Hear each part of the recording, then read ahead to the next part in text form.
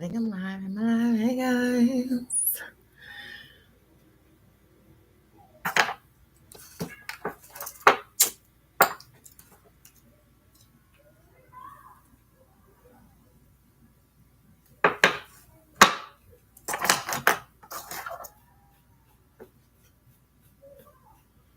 All right, so I just wanted to come on here and talk about just what exactly is working with spirits. What is this whole thing about? Oh, I work with Boone. I work with Beelzebub. I work with Pomba, gira. Um, I work with the Orishas. I work with what is that when you're working with something and working with an extra spirit? So what I do know is that everything that we're doing is out of the mind anyway. Okay. And what we're doing is shining a light on those areas that we deem that are already dark, that we don't talk about, that we don't work in. When you have spirit, you have soul, you have life, you have drive, you have passion. You're living, you're alive when you're in the spirit of something, right? Jesus, when you're in the Holy Ghost. Okay. So is that working with the spirit? I would say working with Jesus Christ or invoking the spirit of the Christ and embodying that. That would be working with the spirit in so many words. Everybody uses different words. Everybody uses different meanings. Okay.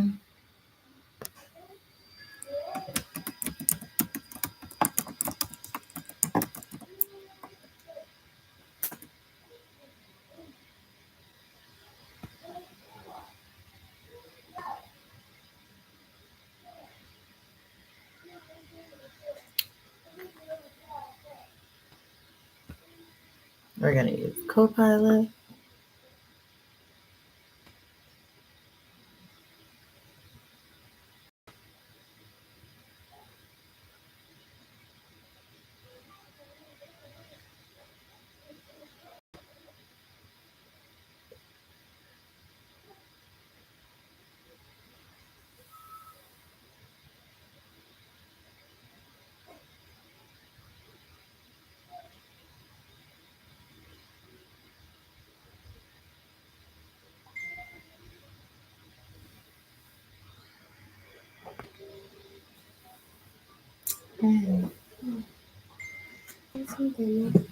Oh, yeah.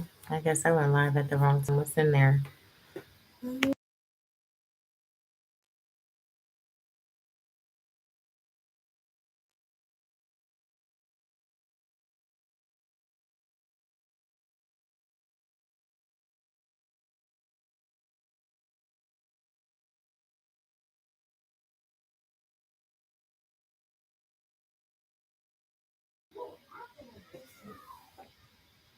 Apples?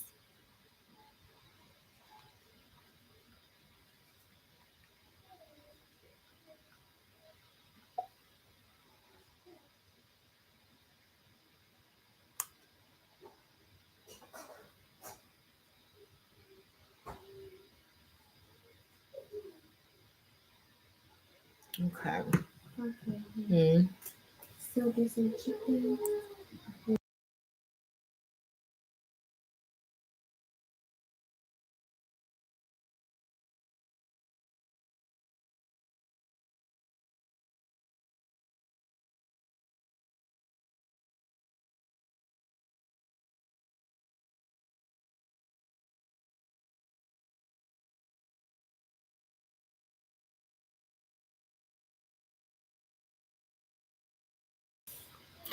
Okay, so it says here when it comes to working with spirits and witchcraft, there are several approaches you can take. There are a few tips that you can get started. Mm-hmm. Hey, Junior. Set clear intentions before you begin. Be clear about your intentions, and what you hope to achieve by working with the spirits. I mean, we all know that. Create a sacred place, establish a space, and make sure the place feels safe and comfortable for you and the spirit. Rituals and offerings. Spirits appreciate rituals and offerings just like us. We like gifts and offerings and people giving kind gestures and money and wine and all types of gifts. We love all types of stuff. So it's the same when you're working with a spirit. I always say when you're working with a spirit, you want to treat the spirit how you would want to be treated. So, if you're into giving food for offerings, you want to leave out something that you would eat. You don't want to leave out something because then that's not a sacrifice. You're not sacrificing anything at this point. It's that's too easy. Giving away something that you don't want is too easy. If you're gonna use food as an offering or some type of offering up, fasting, or any type of sacrifice, it's got to be something that you would want as well, something that you feel near and dear. Okay. And with these offerings, the key is to show respect and gratitude, same as in real life. Lighting candles, of course, meditation and visualization. Spend time, most people chanting their name. Make sure you're connecting with the right spirit. There could be imposters. So you want to be clear you're connecting with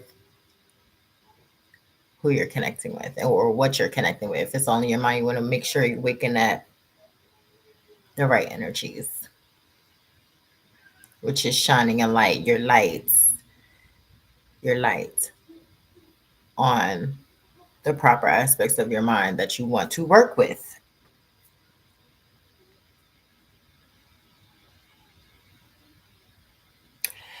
Meditation and visualization can help attune their energy and open up channels of communication, tools, cards, spirit boards.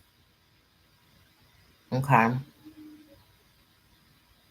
Listen, observe, pay attention to signs and messages from the spirits. This could come in the form of dreams, visions, and even physical sensations. When I'm working, I see uh, a shadow of a person. My deep connection or relationship that I have with Beelzebub. I have a mental picture that I have of him that is him. And I'm gonna do some more work on that to see like what it is that I'm seeing. Is it something that I created and I need to name him, or is this what I'm seeing because um this is what the aspect of the mind is creating around this name and the knowledge that I have for Beelzebub. My mind's going to create that. My mind has created an image from studies and research and what I know to be true to me. My mind has come up with this image of Beelzebub. Next, we have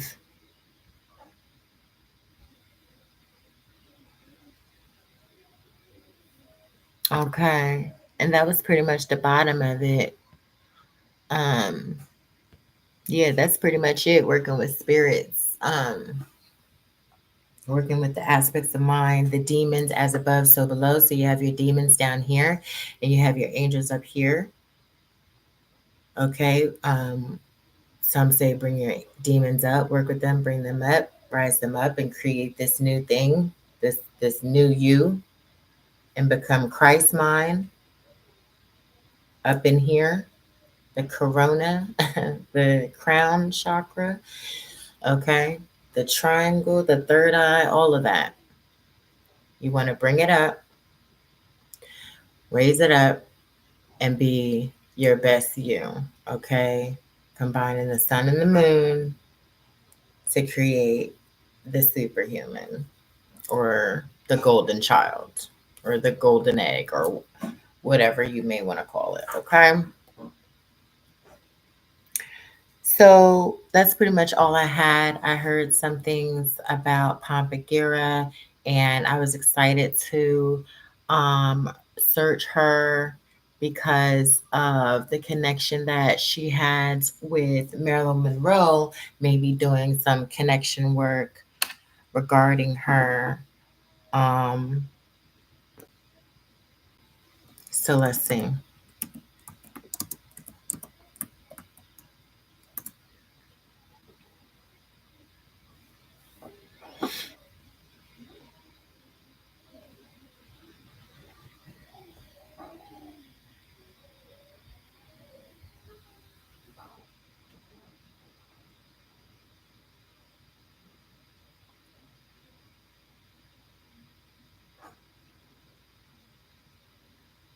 I heard of Pompa Gira before when I first was starting out in my major research because I was only researching one thing in my teenager years when I first started out.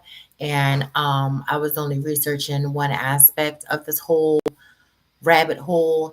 And once I got enlightened by um, someone, it was brought to my attention that I would move further past what I was studying, which was Afro magic, orishas, and all these things. It was more to just orishas, and from that moment, because I thought that that was the only magic, which was voodoo, hoodoo, and then I found out that orishas was a part of this whole shebang.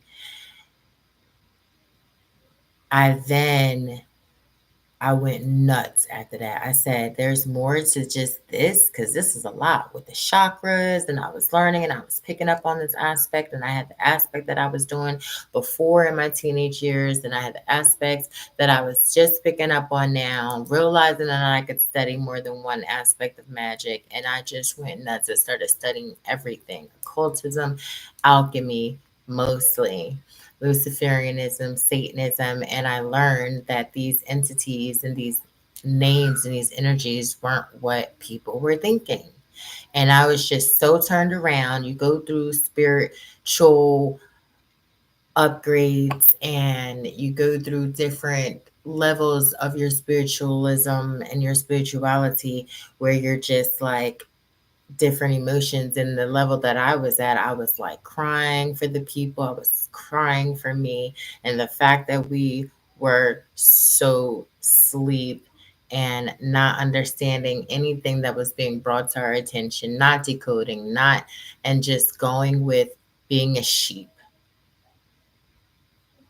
So I continued to study.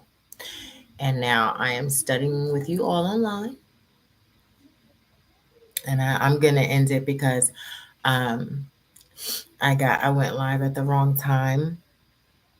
It's dinner time right now, but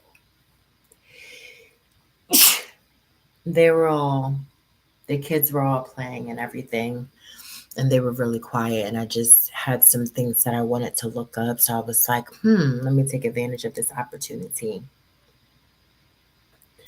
and study online with you guys. One day it will be people in here today. Today, when I'm ready, it will be people in here. Okay.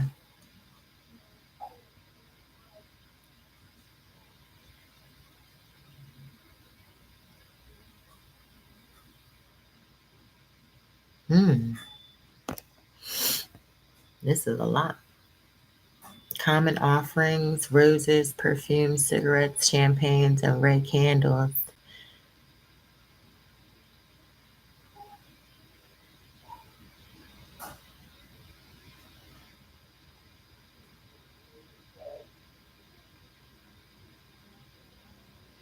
Okay, she's been coming to me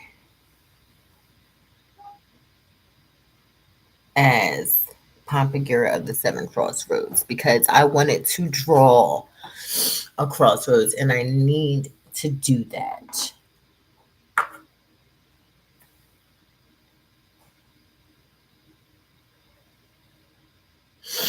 And according to the aspects of Pompa Gira and what she's about, it's easy to say that Marilyn Monroe could have been working with the spirit Pompa Gira, okay, because of her, um, attraction, even as she's dead now, and everybody still knows her name and still loves her and heavily attracted to her, and she's heavily attractive. She's Marilyn Monroe, okay, and yeah, but um,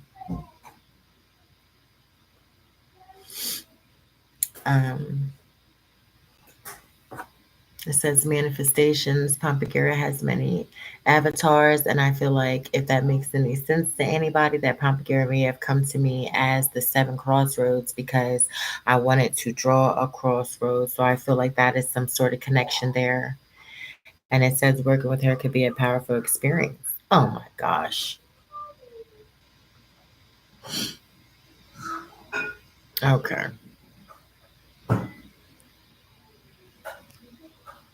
So I'm going to end this and I'm going to come back on, you guys, for part two.